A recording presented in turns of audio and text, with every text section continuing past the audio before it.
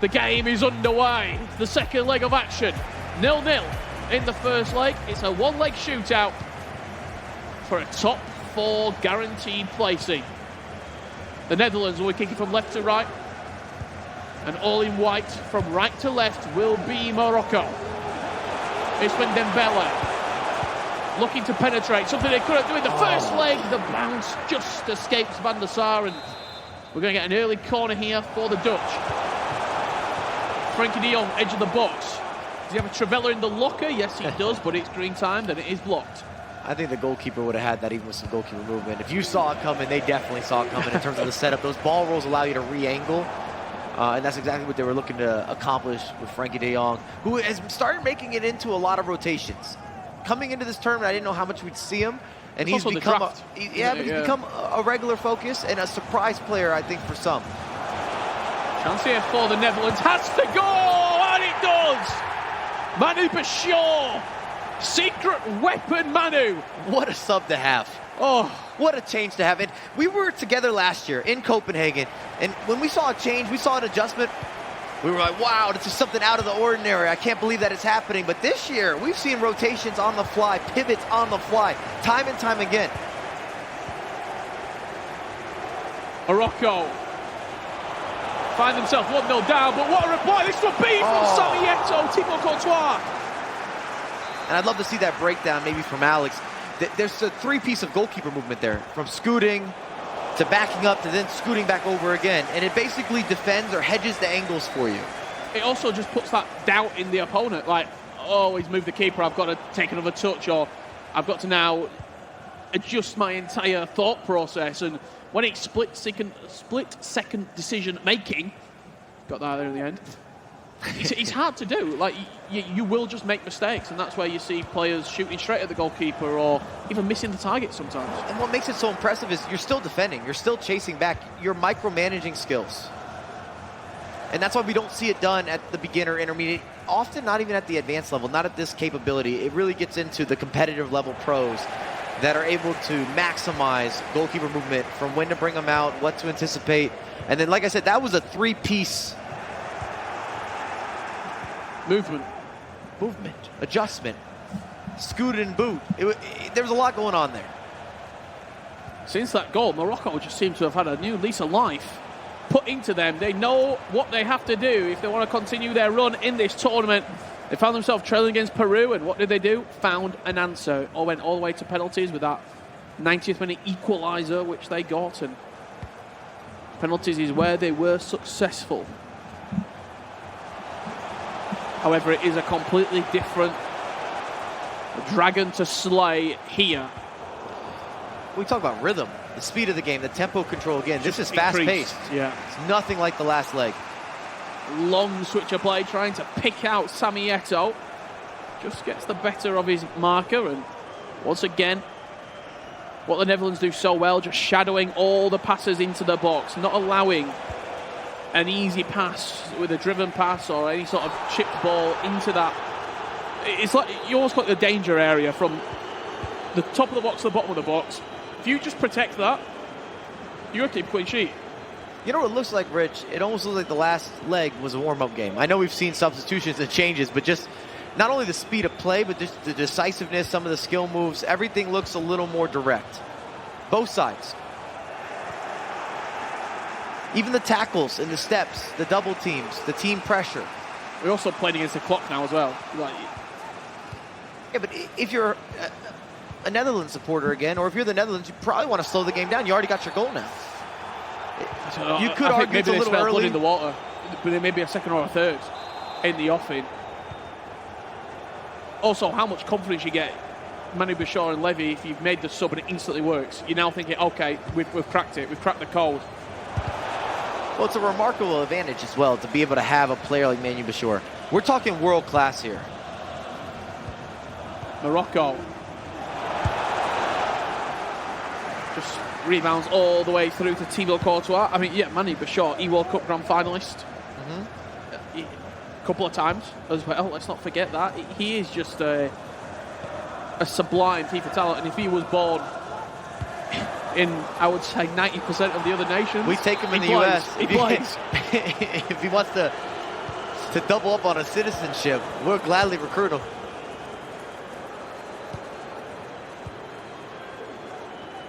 Just seeing a few runners off the ball here for Morocco. It's Ruud Gullit, but possession overturned, and there could be a chance. Starting to take shape here. There's a Ronaldo Navarro run away. Oh. Now the space opens up for R9. Couple of step Wow, overs. what a goal. You run him away. You forget about him. Bring him back into the game. Step overs, finish. If you want to talk 2-0. about elite level talent, Rich, from the passing to the taking of the space, speeding it up, slowing it down, then the step overs near post, beating the goalkeeper movement, all inclusive. We're heading to a resort, and it's somewhere in Netherlands. Amsterdam is waiting. I mean, What if you're a fan of FIFA, and you are if you're tuning in, that has everything. That goal, it's a team goal. I think 7, 8 players maybe touched it if you're talking about the build-up from the back all the way to getting it out wide, then cutting inside. You had the counterattack initially, then you slow it down, then you speed it up. I'd love to watch it back even on our end. There's so much good material. And them two right there, starting to cook something up special here on the main stage. Live in all its glory in Riyadh, Saudi Arabia. Netherlands leading 2-0 against a resilient Moroccan side. But in the second leg, just that sheer world-class quality starting to poke through. What do Morocco have? No one has had an easy game against them. No one gets a freebie. And they will make this difficult, I can guarantee you, for the remaining 48 minutes.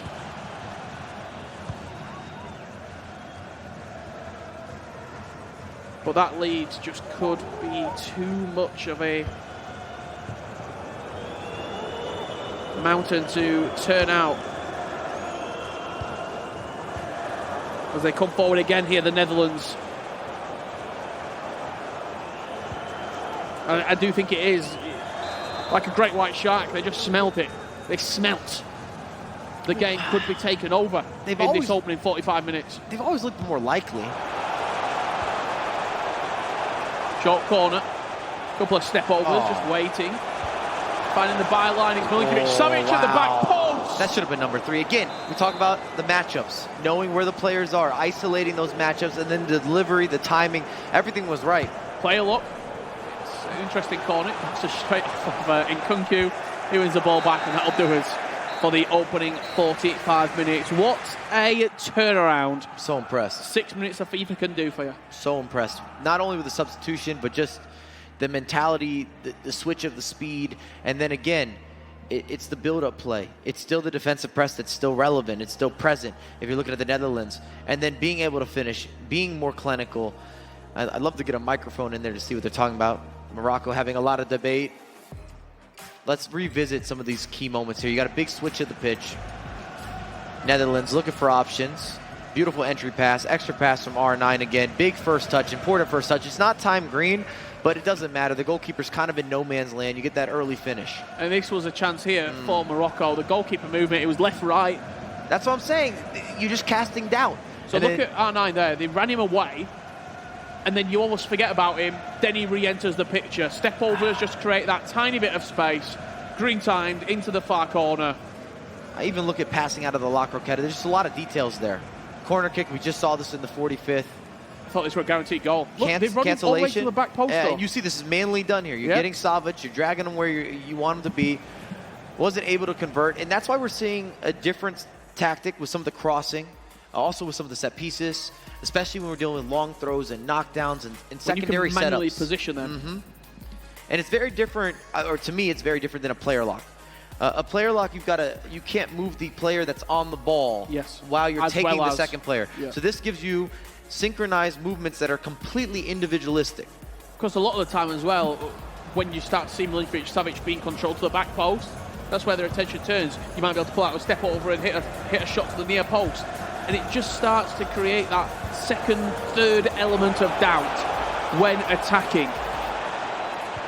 Morocco need to create some doubt in Netherlands' mind if they want to try and force this turnaround. That would have been huge. That would have shifted the game. I don't think they needed that Elastico.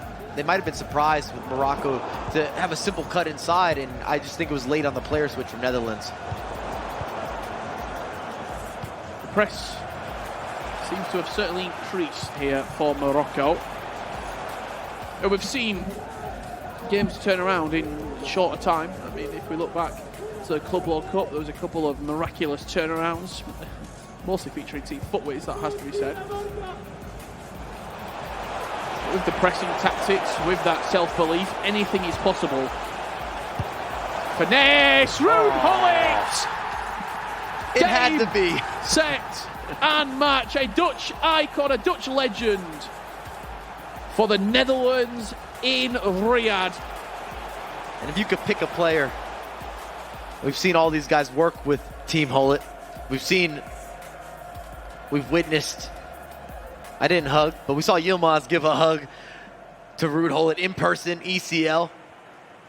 We saw that in Istanbul, was a definite energy and a vibe. The most prevalent icon throughout the last few years of competitive FIFA, dominates, controls, just gallops through the midfield. But he's also not known for that. I think it's a little bit of a surprise factor. You very rarely see Gullit given the finesse. It depends on the game. Certain years of FIFA, I'll just, to give for argument's sake, let's date it back a few years. Let's talk FIFA 19. Everything's going in from outside the box. Yeah. I don't care who's shooting, midfielder, winger, striker, maybe a fullback can get involved. But generally speaking, you're right. If you want your midfielders to be involved in the attack, they have to push through. You have to trigger those runs. We've seen this year in particular, a lot of those knockdowns, a lot of the deep through balls, or even the delayed through balls where the midfielder would latch on. We just see here the tactics being changed around for Morocco. They know what they have to do. It's very simple. 3 goals to force extra time, 4 goals to potentially find a winner. So we know, a surprise to the Netherlands, what the last 37 minutes of FIFA is going to entail. It's going to be a constant press, which means everything's going to be open in behind, and Morocco ideally needs a goal now. To the back post.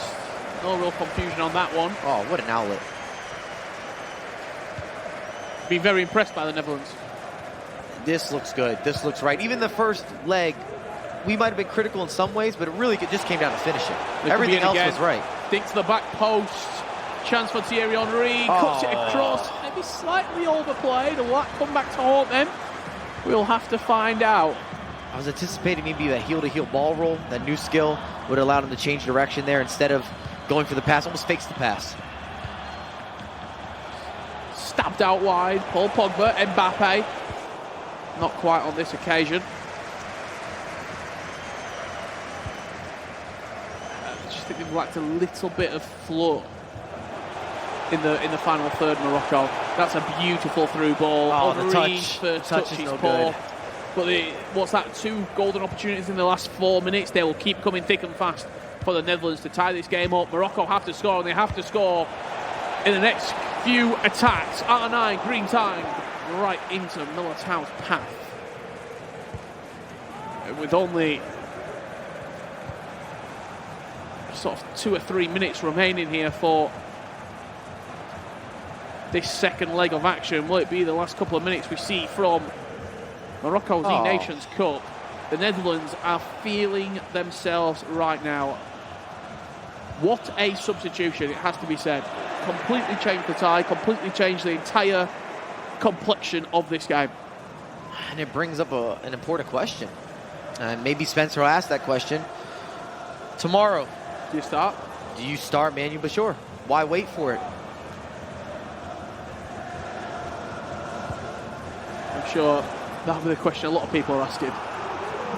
Hopefully he gets an answer so Italy or Saudi Arabia can start to prepare for a different duo. It was night and day difference with the offensive approach. I mean, they look good last leg. I don't want to. They had chances to lead 1-2-0. Yeah. There's something different about this combination. The way they go forward.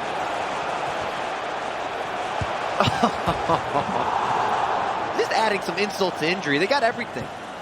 And they can't change anything either. No amazing pauses. They should have 5 goals. The tricks, the flicks, skills, paying all the bills.